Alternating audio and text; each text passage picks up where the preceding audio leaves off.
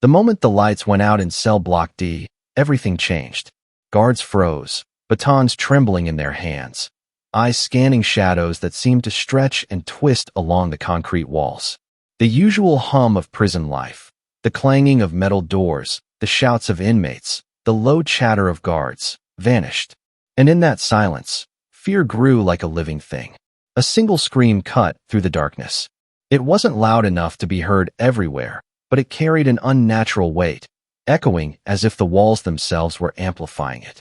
A guard stumbled backward, tripping over the edge of a metal grate. Another dropped his flashlight.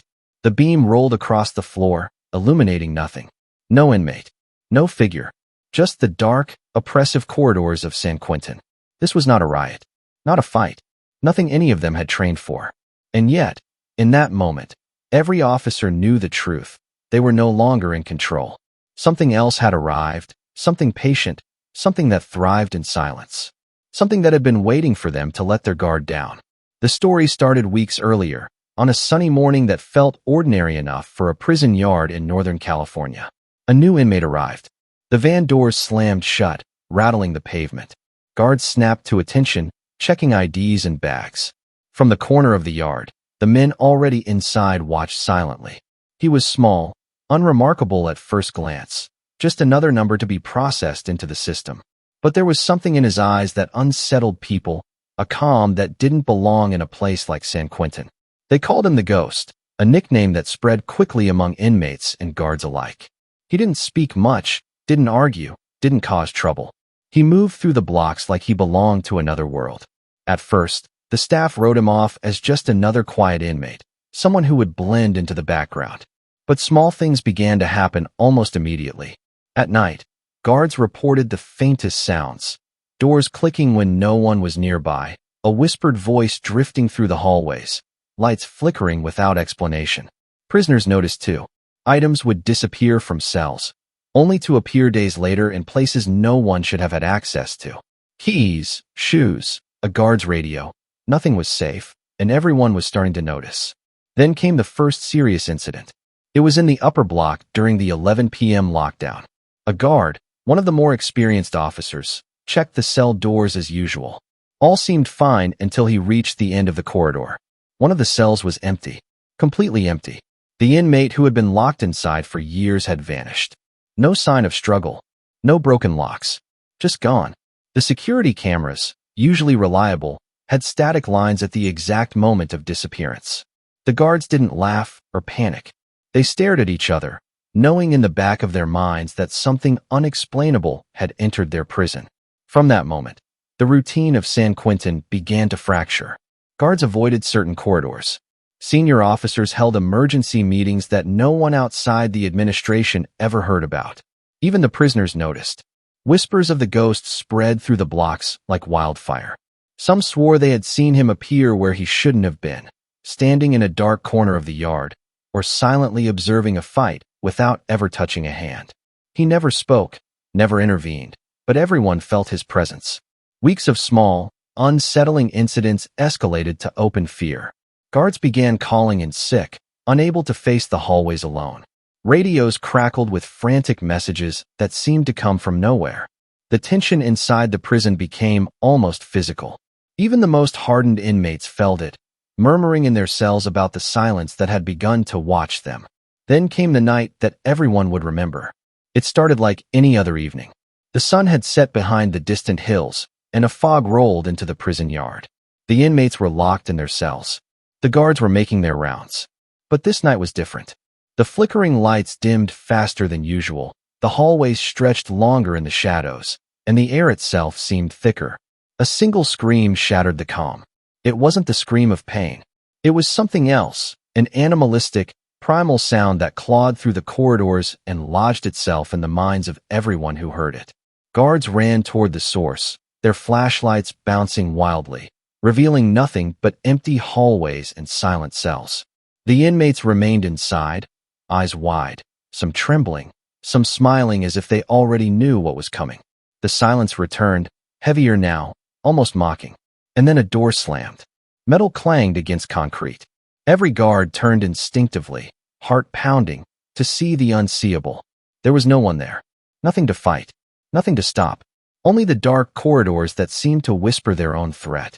For the first time in decades, San Quentin had become more than a prison. It had become a trap. And no one, not the guards, not the officers, not even the prisoners, knew how to escape what was coming next. Weeks earlier, when the ghost first arrived, nobody could have predicted this. He checked in like any other inmate, underwent the routine security scans, and was assigned a cell in Block D. His first days were uneventful, almost boring to watch. But then subtle things began to change. Small lights blinked on and off near his cell. Guards reported their radios acting up when he passed. Even the prison dogs refused to enter the corridors where he walked.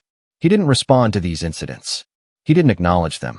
He simply moved silently through the block, reading in the corner of the yard, lying on his bunk, staring at nothing.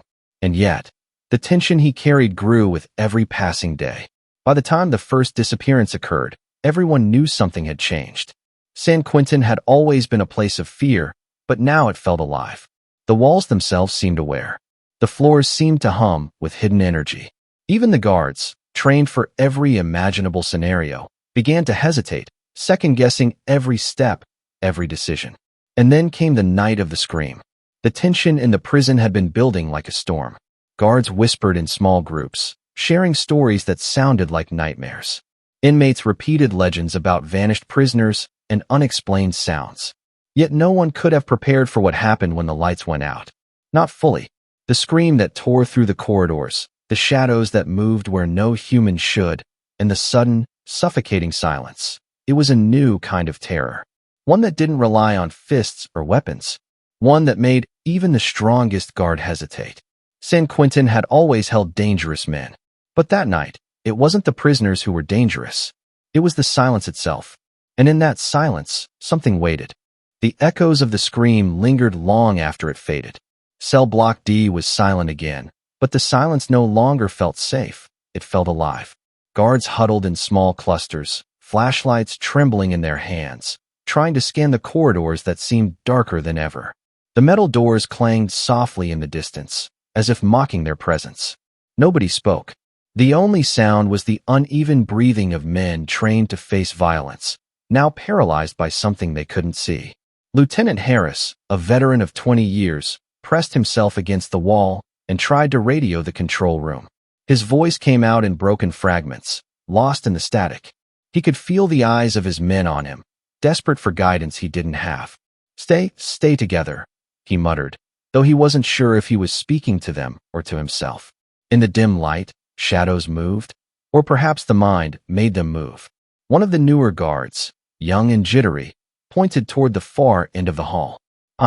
I think I saw him," he whispered. His words hung in the air like a curse. The others turned, but there was nothing. Just the dark corridor stretching endlessly. A cold draft swept through the hall, brushing against their necks, carrying a faint, almost imperceptible sound, the softest whisper of footsteps, echoing where no one should be walking. Meanwhile, in their cells, the inmates were silent. Some of them stared at the walls, eyes wide, faces pale. Others smirked, leaning against the metal bars as if they had been expecting this all along. There was a sense among the prisoners that something had shifted, that the rules had changed. The walls no longer protected them. They were witnesses to something larger, something unstoppable. The ghost remained in his cell. He hadn't moved. He hadn't spoken. Yet everyone knew he had been there when the scream rang out. Guards swore they had glimpsed a shadow flicker past the corridor, only to vanish moments later. Prisoners claimed to hear his footsteps echoing down halls that were supposed to be empty. And in the control room, the monitors flickered, showing brief, distorted images of a figure standing where no one should be standing. Harris called for a lockdown of the upper block. It was protocol. It was meant to restore order. But when the guards reached the doors, they discovered that the locks had engaged on their own. Keys turned useless. Latches refused to move. Panic surged through the men. They had trained for riots, for attacks, for every imaginable emergency, but never for a prison that refused to obey them. Hours passed, though time seemed meaningless. The scream had shattered the normal rhythm of the prison. Lights flickered on and off, shadows lengthened unnaturally, and a low hum seemed to rise from the walls themselves. The inmates whispered quietly among themselves, speculating, planning, or simply waiting. And all the while, the ghost remained in the corner of his cell, his gaze fixed on nothing, observing everything. By morning, the corridors were crawling with officers from every shift, drawn from different parts of the prison. They checked every room, every vent, every corner, but found nothing.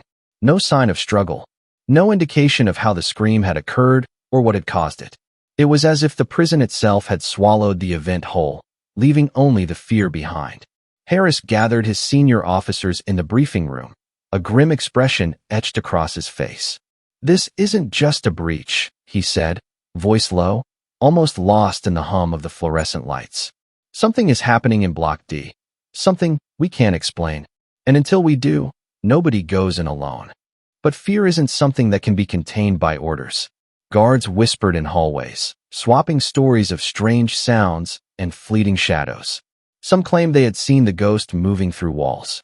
Others swore that doors slammed themselves, that items appeared and disappeared at will.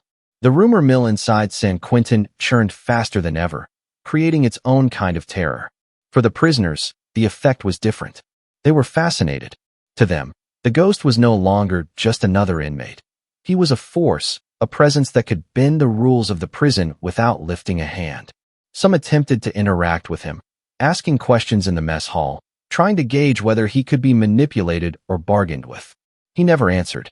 He simply walked away, silent and unbroken, leaving them with more questions than answers. Days passed, and the sense of unease in the prison escalated. Guards began requesting transfers, citing mental strain and fear of the unknown. Officers who had spent decades in maximum security facilities admitted to feeling vulnerable, admitting that the unseen presence was more terrifying than any inmate.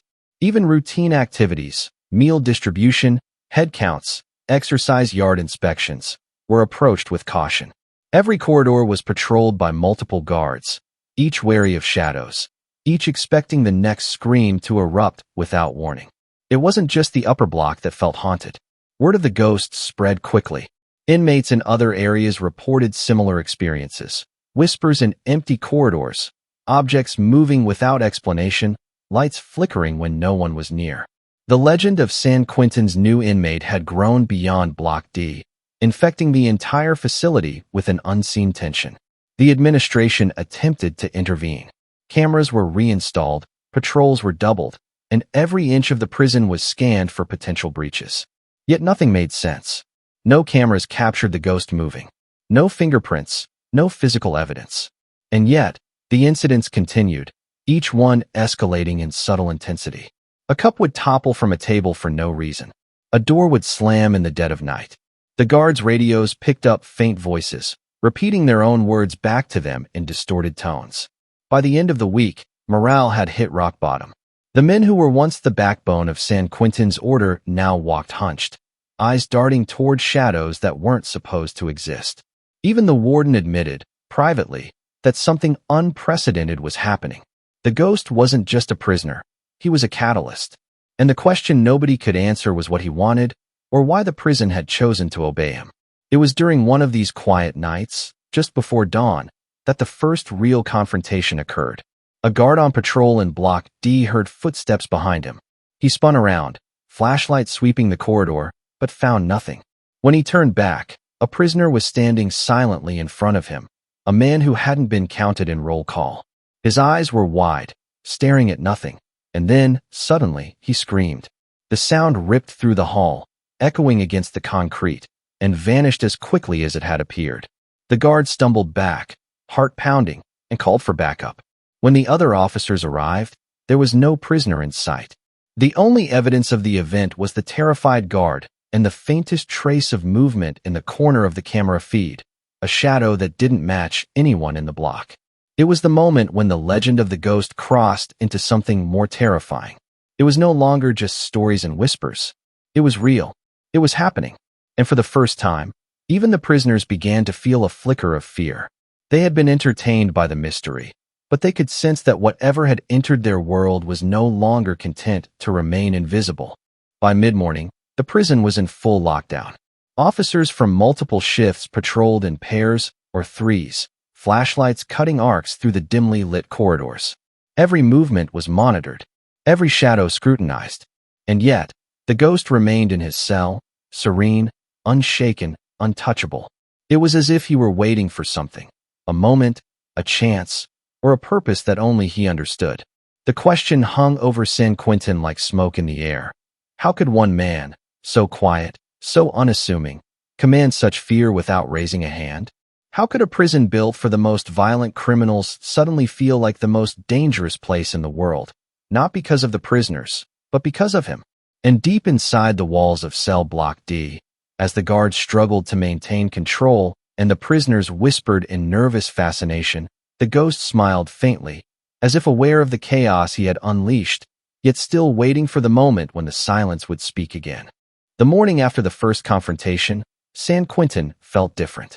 The corridors were still, almost unnaturally so. Guards moved in pairs, flashlights scanning the shadows, radios buzzing with nervous chatter. Every eye in the prison seemed drawn toward Block D, toward the cell where the ghost had settled weeks earlier. Nobody had seen him move. Nobody had heard him speak. And yet, his presence was everywhere. Lieutenant Harris paced the control room, jaw tight, running through security footage again and again. Nothing. Every camera showed only empty hallways, locked doors, and shadows that didn't match any human figure.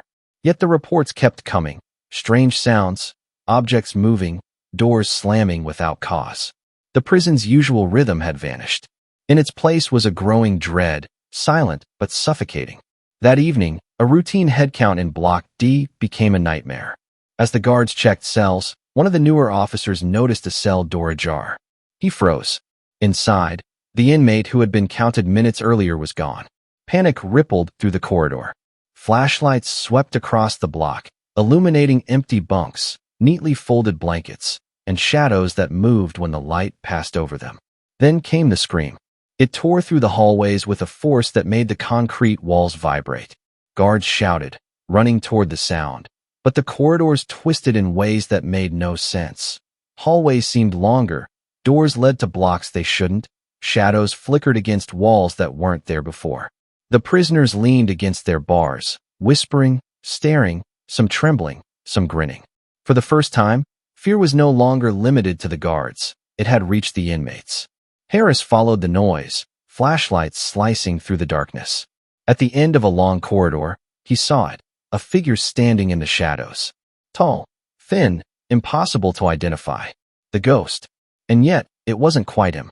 The shape shifted, bending in ways that human bones shouldn't.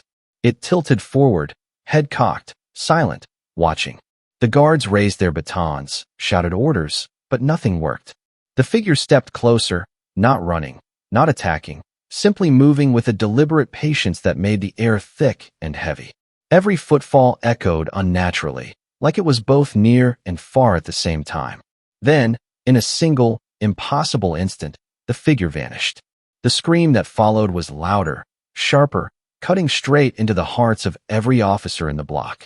In the chaos, a guard tripped, sliding across the floor and hitting a metal grate. The sound ricocheted like gunfire. Another guard grabbed him, pulling him back, but when he turned toward the corridor, the figure was gone again. Only the echo remained, lingering in the walls, following the officers like a shadow of their own fear. By midnight, the block was in complete lockdown. Senior officers and the warden were called in. Plans were made, discussions held, strategies devised, but nothing seemed capable of stopping what was happening. Cameras were checked, doors reinforced, flashlights distributed. Guards patrolled in groups of 5, yet no matter how many eyes searched, the ghost remained untouchable, always just out of reach, always silent until the moment his presence was most terrifying. Inmates whispered stories to each other.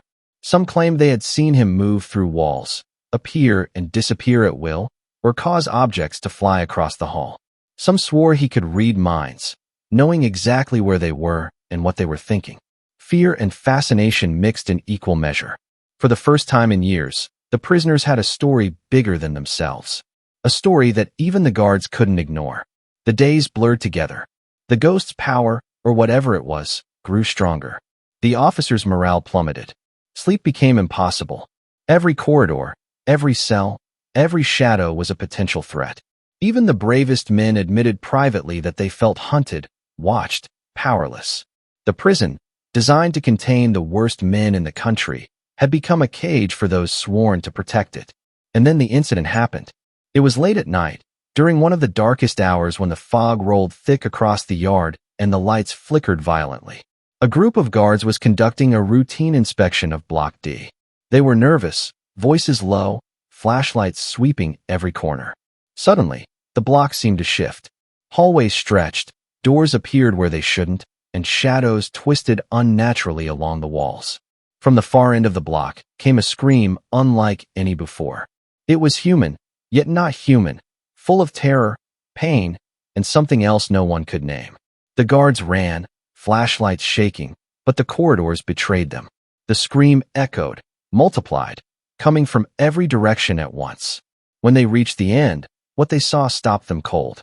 An inmate who had been alive moments before was lying on the floor, unconscious, eyes wide with sheer terror. And standing over him, just for a brief instant, was the ghost. Then he vanished. No footprints, no fingerprints, nothing but a chilling presence left behind. The lockdown tightened. Officers refused to patrol alone. Every camera was checked multiple times. But the legend of the ghost had grown too strong. Stories of doors moving on their own, objects flying, shadows that watched, and whispers in empty corridors spread through the entire prison. Fear had become as real and dangerous as any weapon in the facility. The warden called an emergency meeting. "We don't understand it," he admitted. "We don't know what we're dealing with. But until we do, the priority is survival. Officers stay in groups. Inmates stay in cells. No one goes anywhere alone. And for God's sake, do not provoke him." Even after all these measures, the fear didn't subside. Guards whispered about him in corners. Inmates told stories of watching him appear in places where he shouldn't exist. The ghost wasn't just a prisoner anymore. He was an idea, a presence, a warning. San Quentin had been a place for the worst of humanity. Murderers, thieves, and violent men. But in the weeks after the ghost arrived, the prison had learned a terrifying lesson. Some forces cannot be contained by walls, locks, or batons. Some silences are alive. Some prisoners are more than human. As the sun rose over the prison yard, the morning looked ordinary. Guards checked the doors, inmates went about their routines. But Block D remained silent. Too silent. And behind one of the cell doors, the ghost sat, calm, unshaken, watching, waiting. San Quentin had survived riots, escapes, and violence. But the prison had never faced anything like this. And the question that haunted every mind inside the walls was the same one whispered from officer to officer, inmate to inmate. How long before the silence strikes again? San Quentin remains a symbol of fear, discipline, and human cruelty, but now it also holds a new story. One of silence that screams, of shadows that move without shape, and of a man who exists both everywhere and nowhere. The ghost may be gone from the corridors, or he may still be watching, waiting for the next moment when the prison and the people inside it least expect it. Fear is no longer confined to the prisoners. It lives in the guards. It lives in the walls. And it lives in the silence. San Quentin will never be the same, and neither will the men who walk its halls.